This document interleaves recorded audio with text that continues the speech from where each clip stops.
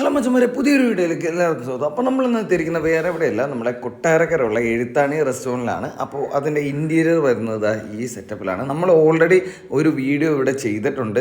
അത് രാവിലെയായിരുന്നു. ഇതിപ്പോൾ ഉച്ച സമയത്താണ് നമ്മൾ എത്തിയിരിക്കുന്നത്. അപ്പോൾ ഉച്ച സമയത്ത് എത്തിയത് വേറൊന്നുമല്ല, അവരുടെ ബിരിയാണി ട്രൈ ചെയ്യാനാണ്. ബിരിയാണി മട്ടൻ്റെ ഡിഷസിന് പേര് കേട്ട ഷോപ്പാണെന്ന് മിക്കുള്ളവർക്കും അറിയാം. കാരണം കൊല്ലത്തുള്ള മട്ടൻ കട എന്ന ഫേമസ് മട്ടൻ കട, എഴുത്താണിക്കട എന്നറിയുന്ന അവരുടെ ബ്രാഞ്ച് തന്നെയാണ് ഇവിടെ. അപ്പോൾ ഉറപ്പായിട്ടും അവരുടെ മട്ടൺ ഡിഷസ് ട്രൈ ചെയ്യണമെന്ന് വിചാരിച്ചാണ് ഇന്നിപ്പോൾ ഞാനിവിടെ എത്തിയിരിക്കുന്നത്. അപ്പോൾ ഓൾറെഡി ചേട്ടനും അമ്മയും ചിക്കൻ ബിരിയാണിയാണ് ഓർഡർ ചെയ്തത്.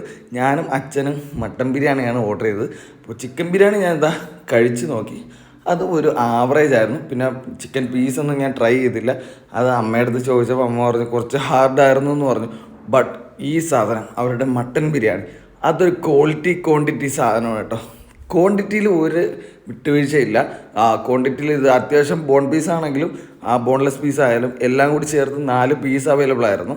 സംഭവം വേറെ ലെവലായിരുന്നു. ഇതിൻ്റെ മണം എന്ന് പറഞ്ഞാൽ ഫ്ലേവേർഡ് മണം ഒരു രക്ഷയില്ല. അടിപൊളി മട്ടൻ്റെ മണമാണ് വന്നിരിക്കുന്നത്. അതിൻ്റെ കൂടെ നമുക്കൊരു എഗ്ഗും കിട്ടിയിട്ടുണ്ട് ബിരിയാണിയുടെ. ആദ്യം നമുക്ക് അതിൻ്റെ റൈസ് തന്നെ കഴിച്ചു നോക്കാം. റൈസ് കഴിച്ചു നോക്കിയപ്പോൾ എനിക്ക് ഉറപ്പായിട്ടും ഇത് വേറെ ലെവലിൽ പോവേണ്ട ബിരിയാണിയാണെന്ന് എനിക്ക് മനസ്സിലായി. കാരണം അത്രയ്ക്ക് ടേസ്റ്റ് ആയിരുന്നു.